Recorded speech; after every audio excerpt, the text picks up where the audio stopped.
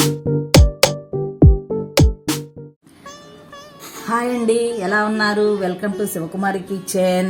ఈరోజు మనము పచ్చి శనగపప్పుతోటి గోంగూర పులుసు కూర తయారు చేసుకుందామండి. ఎలా తయారు చేసుకోవాలో చూపిస్తాను. అసలు గోంగూర అంటే అసలు చాలా విటమిన్స్ ఉంటాయండి గోంగూరలో. మనము చాలా దీన్ని ఉపయోగించుకోవాలండి. ఈ పచ్చి శనగపప్పులో కూడా ప్రోటీన్స్ ఉంటాయి. బాగుంటుందండి. అసలు ఈ రెండు కలిపి మనం కూర పులుసుగా చేసుకున్నామంటే దీన్ని పులుసు కూర అనుకోవచ్చు, మనము పొడి కూర అనుకోవచ్చు, ఎలాగైనా అనుకోవచ్చు అండి. దీన్ని ఇలా తయారు చేసుకుంటే మాత్రం ఈ నోటికి ఈ పచ్చి పప్పులు తగులుతూ ఉంటే చాలా రుచిగా ఉంటుందండి. మనం ఇప్పుడు ఎలా తయారు చేసుకోవాలో చూపిస్తాను. ఇప్పుడు గోంగూర పులుసు కూర ఎలా తయారు చేసుకోవాలో ఇప్పుడు చూపిస్తానండి. ఇదిగో 1/2 కిలో గోంగూర తీసుకున్నాను. గోంగూర చక్కగా కడిగి 2-3 సార్లు కడిగి పెట్టుకోవాలి. ఇప్పుడు దీనికి ఒక అరగంట ముందు ఈ పచ్చిశనగపప్పుని నానబెట్టుకొని ఉంచుకున్నాను. ఉల్లిపాయ ముక్కలు కట్ చేసుకొని పెట్టుకున్నాను. ఇప్పుడు గోంగూరని ఇలా సన్నగా కట్ చేసుకుందామండి.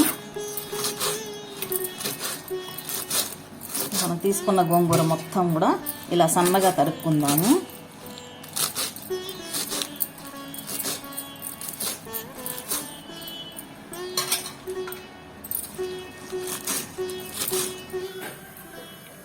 స్టవ్ వెలిగించుకొని బాండీ పెట్టుకున్నామండి. ఇప్పుడు ఆయిల్ వేసుకుందాము.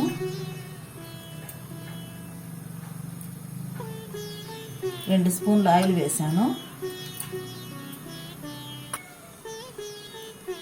ఆయిల్ వేడైపోయిందండి. ఇప్పుడు పోపు గింజలు వేస్తున్నాను. కట్ చేసి పెట్టుకున్న మిరపకాయలు వేసాను. కొంచెం చిటపటలాడిన తర్వాత చూడండి, చిటపటలాడుతున్నాయి. ఇప్పుడు తరిగి పెట్టుకున్న ఉల్లిపాయ ముక్కలు వేస్తున్నానండి.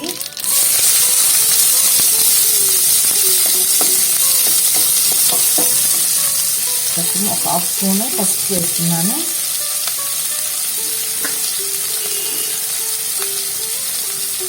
ఒక చిటికెడు ఇంగు వేస్తున్నాను.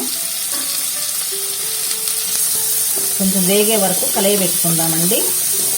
ఇప్పుడు నానబెట్టుకున్నాం కదండి, ఈ నానబెట్టుకున్న పచ్చిపప్పుని కొంచెం వాటర్ తోటి వేసుకున్నాను.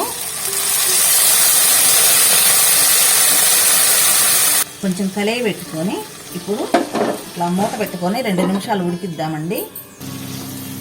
ఇప్పుడు పచ్చిశనగపప్పు కొంచెం ఉడికిందండి. చూడండి, ఇలా ఉడికింది. వాటర్ కూడా పీల్చేసుకుంది. ఇప్పుడు లో ఫ్లేమ్లో పెట్టుకుని 2-3 నిమిషాలు ఉడికించుకున్నాము.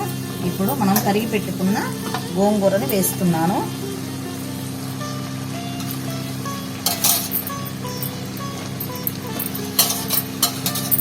ఇది పుల్లగా చాలా బాగుంటుందండి. అసలు చూడండి, గోంగూర వేసిన తర్వాత మళ్ళీ ఇదంతా ఇలాగా కలిగి పెట్టుకుందాము.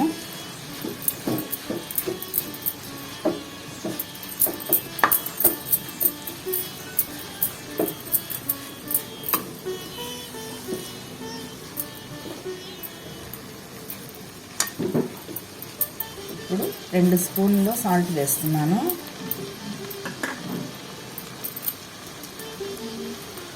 కొంచెము ఒక చిటికెడు మెంతి పొడి వేస్తున్నాను.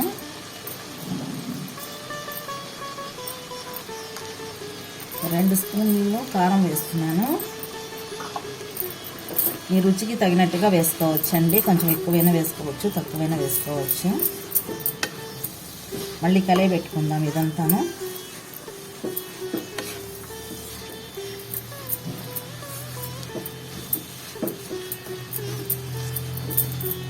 మళ్ళీ 2 నిమిషాలు మూత పెట్టుకుందామండి.